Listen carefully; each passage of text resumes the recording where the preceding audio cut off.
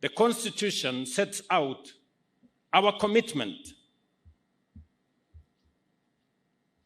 to ecological integrity and environmental protection. We have an obligation to maintain at least 15% national forest cover and to ensure that the environment is respected, protected, and enhanced for the benefit of not just present, but also future generations. As part of the global community, Kenya is a leader in environmental sustainability, biodiversity conservation, and climate action. Since our early days as a republic, we have actively collaborated with international partners to develop frameworks for ecological sustainability and climate change mitigation. This is why we host the global headquarters of the United Nations Environmental Programme, UNEP, in Kenya. It is also why we have been at the forefront of developing multilateral and regional policies and strategies to enable our countries combat environmental degradation and manage the effects of climate change. In 2023, we hosted the first ever Africa Climate Summit, which set out a bold and ambitious Pan-African agenda to advocate effective action at every level, sector, and in every country in our continent and throughout the world. Forest conservation, afforestation, and tree planting campaigns are long-standing Kenyan traditions, going back to many decades.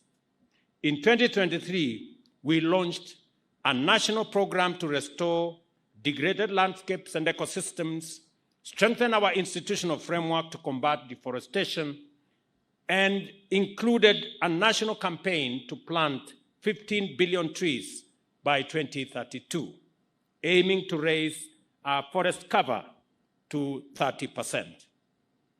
This is the context in which you must understand the significance of this function and appreciate the role of the graduating officers here, as well as their colleagues who are already in the Forest Protection Service.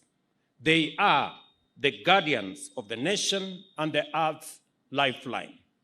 Their work enables us achieve sustainability and prevail against daunting global and local environmental challenges. Forests purify our air, sustain biodiversity, and support livelihoods.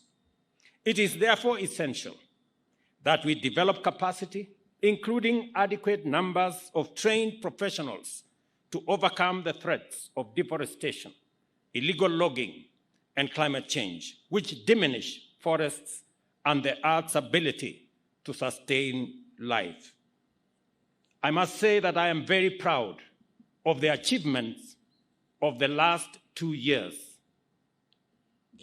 Very significantly, and for the first time, last year, we hired 2,600 forest rangers, the highest number in independent Kenya, the largest number in 20 years.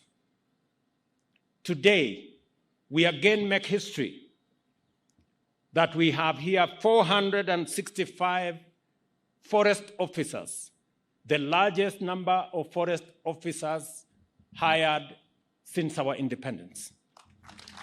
And for the first time in the history of Forest Service, we have hired 102 forest cadets who will be the front managers of our environment.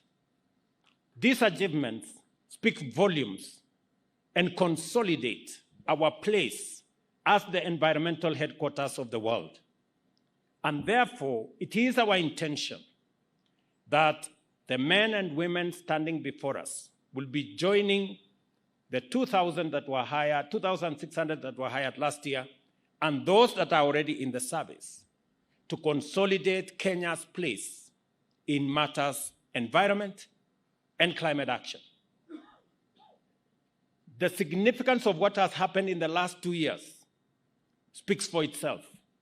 And I must congratulate the Kenya Forest Service and its leadership for the achievements that are demonstrable.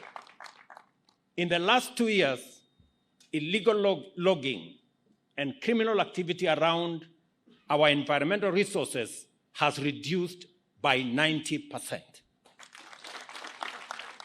At the same time, because of the reforms that have been carried out, this year, we only supported Kenya Forest Service to the tune of 280 million.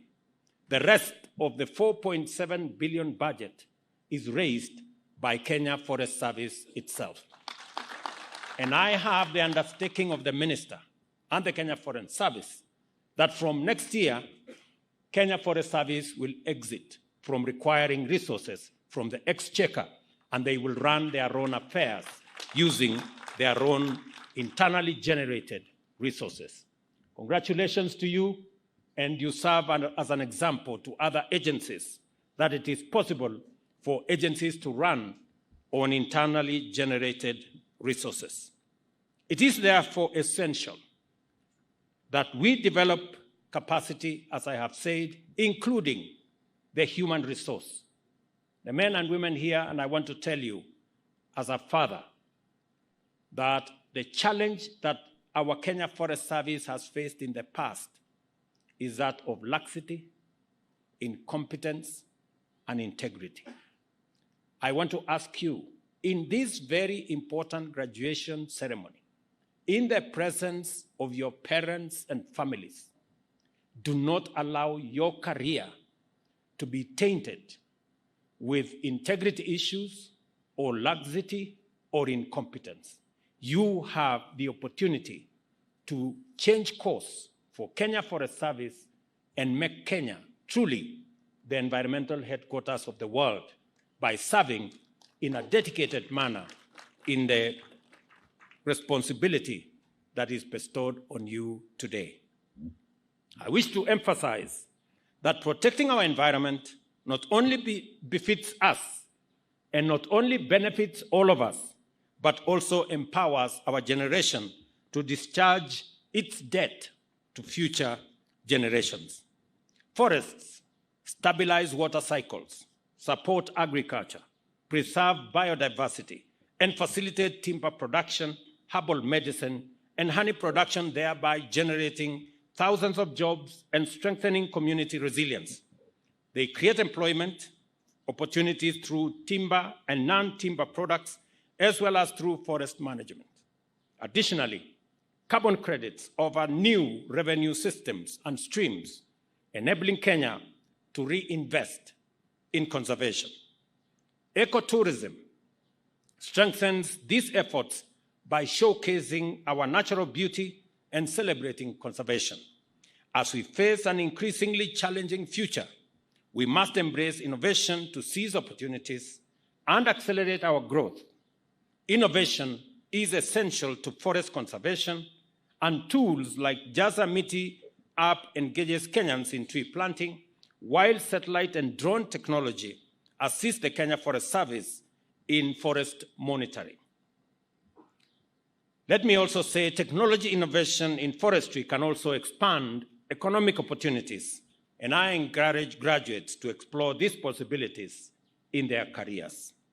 For our part, we shall continue to develop and refine institutional frameworks, beginning by amending the Forest Conservation and Management Act 2016 to make sure that all stakeholders in conservation and climate action have robust, consistent, and effective support to pursue innovation, collaboration, and ambitious action to turn forests and forest production into vehicles of sustainable transformation.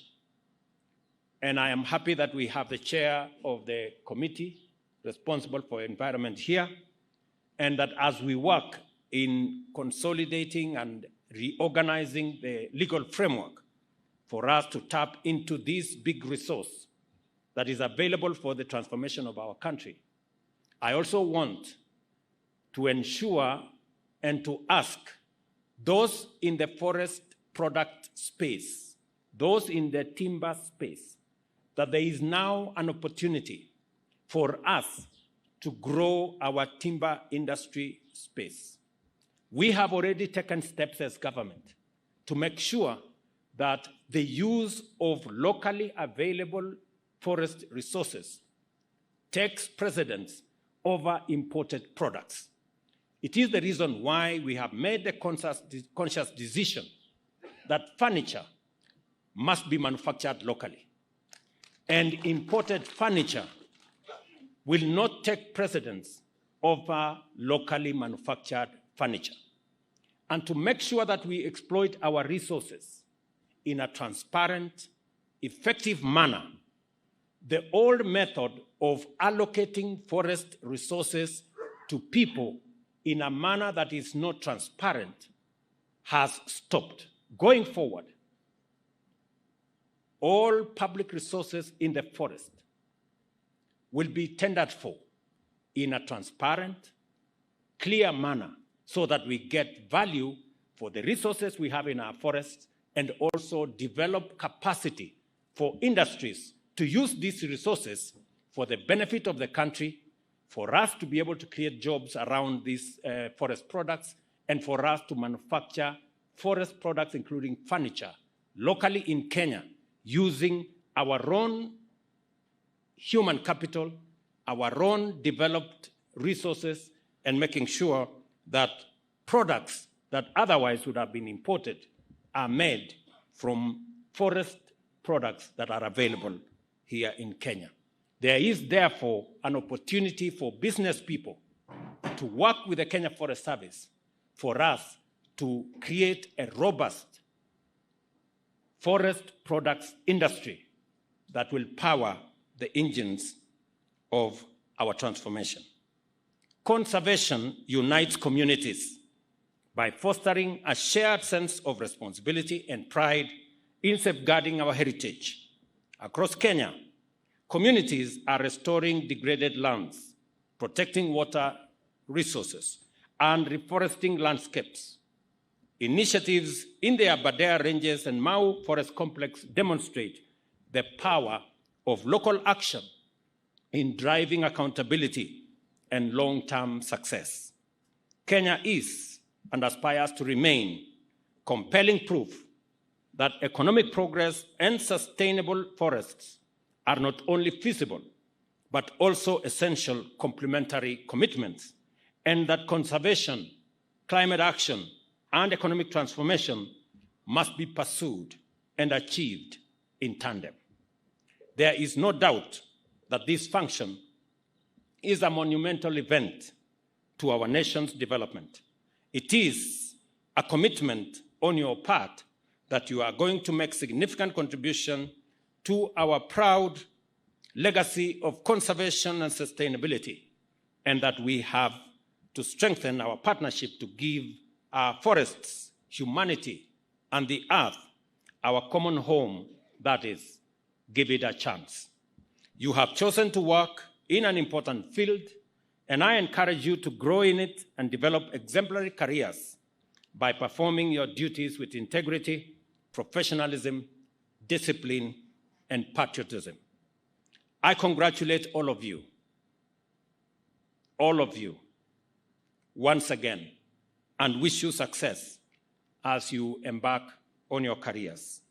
May you learn, may you grow, and may you achieve feats that will make you and your families proud for years to come. Let us be bold in our aim to transform Kenya's future through all we do. Together, let us plant, protect, and preserve our forests, demonstrating our commitment to building a greener and much more resilient Kenya. I ask you, as forest officers and managers, as you join the KFS fraternity, believe in yourselves, believe in what you do, and believe in your country. All of us, as the people of Kenya, it is time that we believed in this great country God has given us. It is time that we stopped the negativity. It is time that we stopped believing in the fake news and in the propaganda that is hurting our nation. Because looking at the Kenya Forest Service in the last 2 years, the transformation is phenomenal. What has been achieved in the last 2 years, reducing illegal logging and forest criminal activity by 90%, is something we should be proud of. The fact that Kenya Forest Service now can raise its own resources because of the transformation and because of the reforms that have been undertaken is something we should celebrate. That is not just happening in the Kenya Forest Service. It is happening in the Kenya Wildlife Service. It is happening in the National Youth Service. It is happening in all our other services. These are the positive elements that make Kenya stand out, and that is why we have earned respect globally. Asanteni sana kwa wazazi, asanteni sana kwa kufika ili tusherehekee sherehe hii ya vijana hawa ambao leo watatoka hapa waende wasimamie mambo ya mazingira katika taifa letu la Kenya. Na kama vile waziri amesema, tuko na mpango mkubwa ambayo imeanza sasa. Vijana 10,000 tayari wamejumuishwa katika mpango wa Climate Works. Na mpango yetu ni kwamba kufikia mwaka ujao tutakuwa tumefikisha vijana 200,000. Na hawa vijana wa Kenya Forest Service watakuwa mstari ya mbele kusimamia hawa vijana katika mambo ya Climate Works, ndio tuweze sote kuunganika katika mambo ya mazingira, kupanda miti, kuondoa mambo ya pollution na kumanage our environment as is required of us. Asanteni sana. Thank you very much. God bless you and God bless our great country, Kenya.